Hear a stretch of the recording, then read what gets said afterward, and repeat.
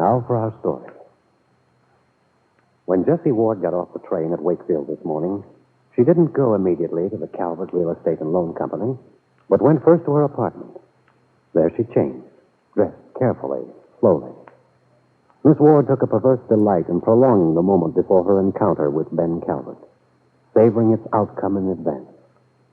As she thought how Ben had used his daughter's return to Wakefield and her coming marriage as an excuse to break things off between them, Jessie smiled to herself. It had taken many months, but now it was her turn to use Kit as a means of satisfying her ambition. Jessie reflected how Ben had worried over Kit's leaving town, his attempts to get her address from her husband, Sergeant Bill Meade, and Ben's speculation as to why Kit had left. Well, Jessie had all that information now. There was only one fact that was important to her plan, and that was the only one she'd give him. When she got to the office, she had to wait some little time before Ben Calvert returned. When he arrived, she didn't detect the note of sarcasm in his voice when he asked how she enjoyed her vacation. Miss Ward was surprised when the man suddenly said, Jessie, why did you lie to me? Lie to you? You didn't go to Wisconsin. Why do you say that? I saw Fred Clark, the station master, the other day. He told me you went to Los Angeles. Yes, I did. I was going to tell you, Ben. I can assure you of that. Why didn't you tell me where you were really going? Because it didn't suit my purpose? And what was your purpose? Well, Ben, it's distressed me to see you so upset about this trip of Kit's, so I thought it would relieve you to know that your daughter is not in Reno, and you needn't worry about any divorce. What? I went to California to see Kit. She's out there? You saw her? She's there, all right, but I didn't see her. Although I know where she is. How did you find out? That's my affair. But I've found out why she left. And if I were you, Ben, I'd drop that idea of yours about making Kit come home. I'd deposit that money to her account, as you promised, because she'll really need it. Come on, Jessie, get to the point. Or are you bluffing? Do you think I'd do bluffing about a thing like that? I most certainly do. You don't trust me very much, do you, Ben? I do not. Well, I'll tell you why Kit went to California. She's going to have a baby. I don't believe it. It's true, all right. I went to a lot of pains to make sure, and I can assure you it's going to be worth the trouble. Ben. Where is she? I'm not going to tell you. Where is she? Let go of me.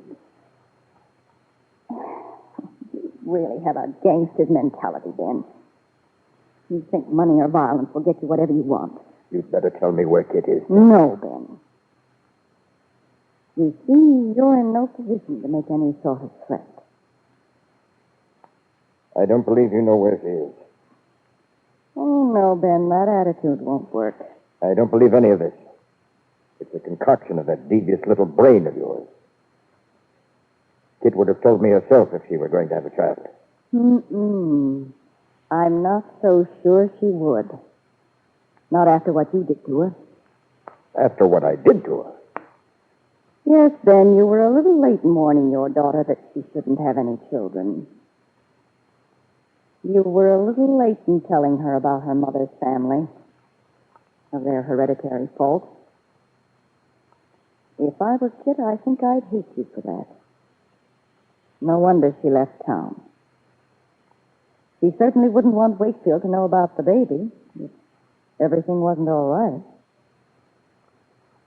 No, I don't think she'd feel very fondly toward you. She's had to leave town. Leave her husband. Poor Kit, it's really a tragedy. Yes, you sound very sympathetic. And I do admire her bravery. And you should be very appreciative, too. Anyone in Wakefield, for that matter, would have to admire her. And feel sorry for her. If anyone knew, of course. Naturally, there'd probably be plenty of people who'd say that you and Kit were getting your just desserts. You've always been so proud of the Calvert name.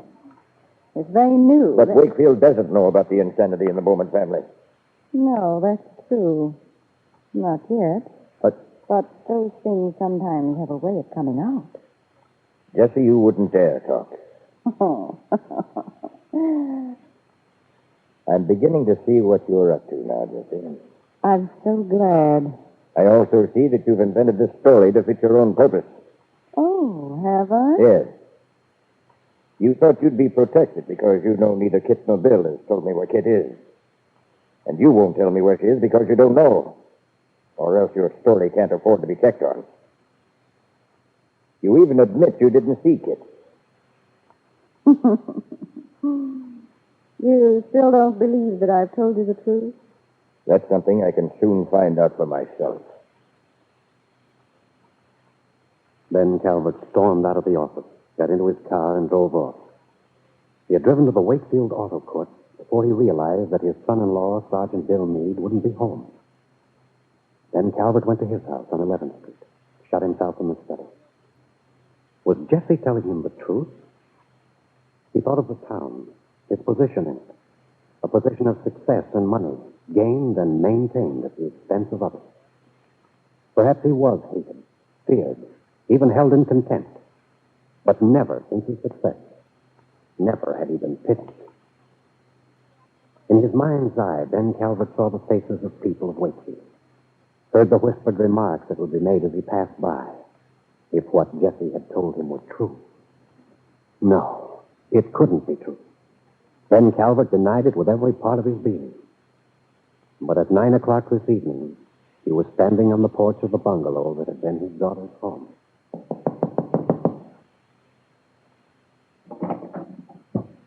Oh. May I come in, Bill? Sure.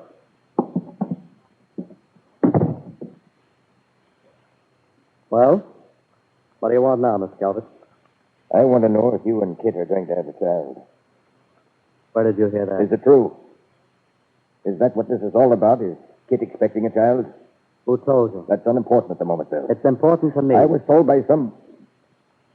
Well, never mind who at the moment. But since I have been told, I think the story should be confirmed or denied. I notice you didn't deny it. I can't.